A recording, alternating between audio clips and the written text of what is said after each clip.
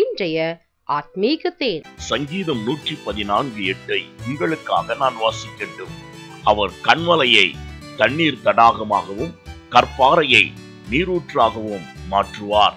ஆம் பிரியமானவர்களே, இதுவரைக்கும் உன் வாழ்க்கையில் காணப்பட்டதான வழுக்கு பாறை போன்ற கன்மலையை அவர் தண்ணீர் தடாகமாய் மாற்றுவார்.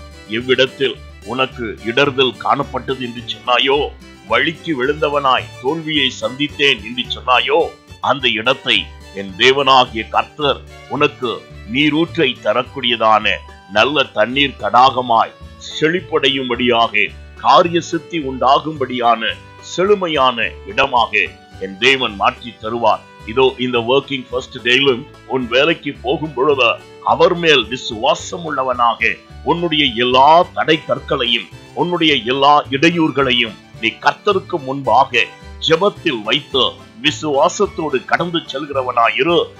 என் தேவனாகிய கர்த்தர் தாமே உன்னை இடர பண்ணினதான எல்லா பாறைகளையும் நீ ஏறி செல்லும் படிகளாக உனக்கு மாற்றி நீ முன்னேறி செல்லும்படியாய் உன்னதங்களில் ஏறி செல்லும்படியான நல் பாதையை என் தேவன் உண்டாக்குகிறவராய் இருக்கின்றார். மாத்திரமல்ல, கண்மலை போன்றதான பேட்க முடியாததான எல்லா தடை கற்களையும் உனக்கு ஆசீர்வாதங்களை வர்ஷிக்கக்கூடியதான தண்ணீர் தடாகமாய் மாற்றி, இதோ அதிலிருந்து புதிய நம்பிக்கையின் ஜீவ ஊற்றை திறக்க பண்ணுகிற தேவன் உன்னோடு இருக்கிறார். நான் உங்களுக்காய் ஜெபிக்கட்டும்.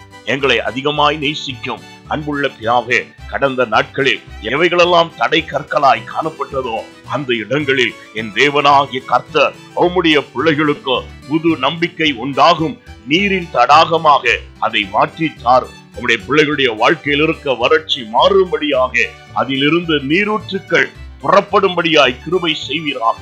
இன்று உம்முடைய பிள்ளைகளுக்கு ஒரு அற்புதத்தை செய்த அவர்களுடைய கடினமான வாழ்க்கையை லகுவாய் மாற்றி தருவீராக. இயேசுவின் நாமத்தில் ஜெபிக்கிறோம். எங்கள் ஜெபம் கேளும் நல்ல பிதாவே.